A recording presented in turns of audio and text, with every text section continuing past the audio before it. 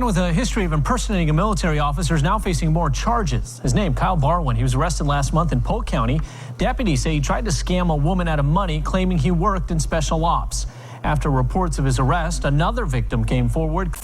And then he got into I've served 5 terms in Iraq and Afghanistan. I was a Green Beret. I'm only here on leave. Going up with Kyle Barwan's elaborate story, a man claiming to be a West Point grad who speaks 5 languages. Kyle Barwan has been arrested 3 times now for impersonating a military officer. He took it to a new level, though, by convincing someone to give him money for a fake military charity. I don't know what's going to stop this guy. He's obviously got a real problem. Nobody wants to be lied to or taken advantage of. More importantly, when someone is caught in a lie and has to face the consequences, they will usually change their behavior to prevent further ridicule or punishment. Unfortunately, there are those rare cases that no matter the consequences, repercussions, and residual damage, they will never stop. Kyle Barwan falls in this category. He might hold the record for the most stolen valor convictions anyone has ever accumulated. From his first arrest in 2010 while living in Indiana, to his multiple arrests in Florida in 2017, Kyle has had a long career of deception that might be continuing to this day. We'll start at the beginning of his quote-unquote military career. On March 20th, 2007, Kyle enlisted in the Kentucky National Guard. He would serve until January 22nd, 2008, and ultimately be discharged after 10 months in the military. Since Kyle's time in the military was so brief, it is difficult to find records of his service. However, an investigation conducted by the Polk County Sheriff uncovered that he was discharged at the rank of E2 for failure to meet medical procurement standards, with his character of service listed as uncharacterized. A definition that explains this type of discharge can be found from a case published on the Army's Law.mil site. An uncharacterized discharge is given to individuals who separate prior to completing 180 days of military service, or when the discharge action was initiated prior to 180 days of service. Since there aren't any mentions of his MOS in any of the investigations, we can assume he didn't have one station unit training like infantry OSET. Since over half the Army AIT schools are over 10 weeks long, he probably didn't finish AIT before his discharge was initiated, which means he wasn't even fully trained before discharge. Now, this type of discharge I'm sure has been used as it's intended to be designed for.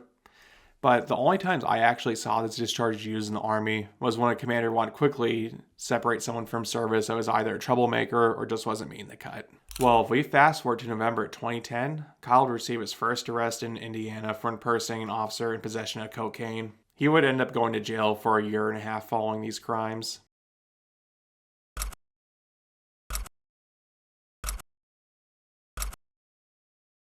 About 6 months after serving his first term, Kyle would catch his second stolen valor charge. The story was that he pretended to be an Army warrant officer to participate in a promotion ceremony with real service members in Kentucky. Then he panhandled the crowd for money to support himself. He was prosecuted federally since he was impersonating an Army officer and received 16 months of federal prison with a year of supervised release. He did plead guilty to these charges and was ordered to pay restitution to the victims that thought they were supporting an Army officer in the amount of $1,640.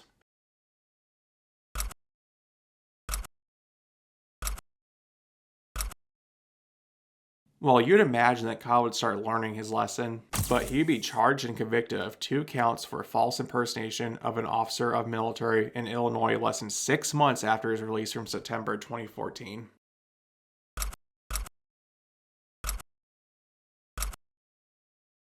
As you might be noticing, there's a trend emerging on this timeline. After his time in jail in Illinois, he would go dormant as far as being convicted of stolen valor crimes for a few years. That is until he would start a new streak down the Sunshine State of Florida. Here is where Kyle would have received 3 run-ins with the law in 1 year. The first offense would take place in January 2017, where he'd be charged with 2 counts of solicitation/misrepresentation of military uniform medals. He'd also be charged with tampering with a witness and scheme to defraud. Ultimately, he would go to jail for 73 days.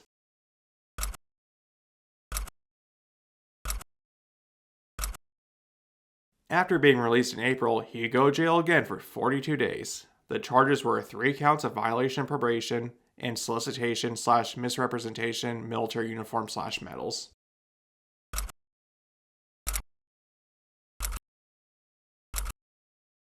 Well, after going to jail and being released in July, he would be arrested again in October for scheme to defraud, unlawful use of uniforms, medals, and tampering with a witness. He would do another 50 days in jail for this one.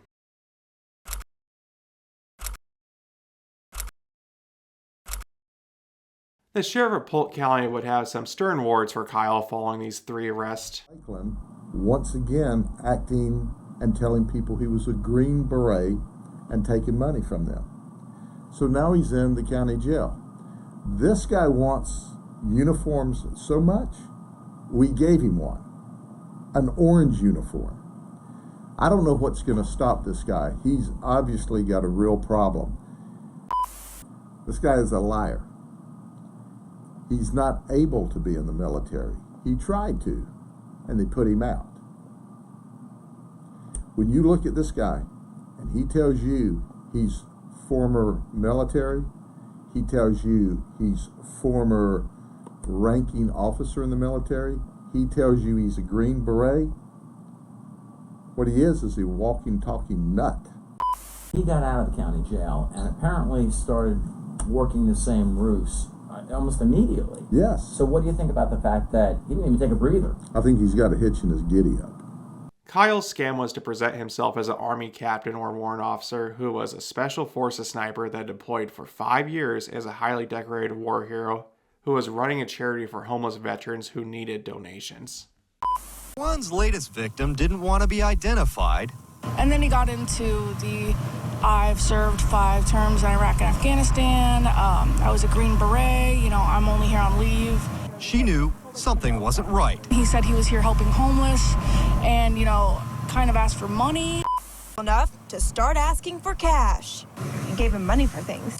Yes, he told me they were doing a fundraiser for a fallen soldier. It was an Xbox tournament. She gave him $60, but he pushed for more.